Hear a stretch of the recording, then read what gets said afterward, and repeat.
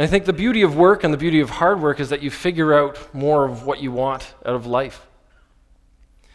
One of the hardest experiences I had in my athletic career was in Athens, Greece. We were in Athens, Greece, 2004.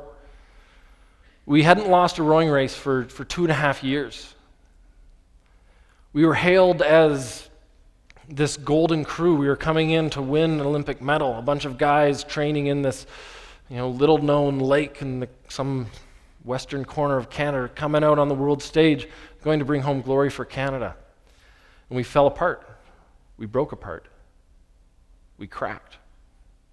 The pressure was too much for us. You could see the cracks forming, I suppose, in retrospect, the year before as people lost motivations, people weren't as committed to the goal, and it showed. We had a saying in rowing that gold medals are awarded in the summer, but they're earned in the winter. And that winter, we just let everything go. We fell apart and it was sad. I remember crossing the finish line, and there we were, 8 big guys. We were all crying. We were all wearing spandex. And it was one of those things, you felt really bad. And I suppose people can say, well, it was just a sport. It was just a sporting event. But at the end of the day, it was everything. It was our entire life. It encompassed our entire life. At the same point in time, I can come back to you and I can say, well, it was just a marriage. It was just your kid. Or it was just a crop that failed. Right? It was just your finances. Right? Life moves on. But at the same point in time, it hurts. I remember all these people would come up to us and they'd try to cheer us up, and no one could.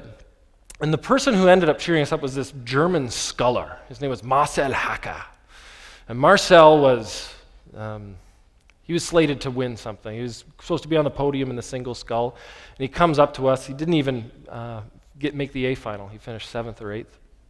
He comes up to us and says, I see you boys did not do so good. I'm like, yeah, Marcel, I see you didn't do so well either. And he nods and he looks at me and he's like, ja, Sport ist scheiße.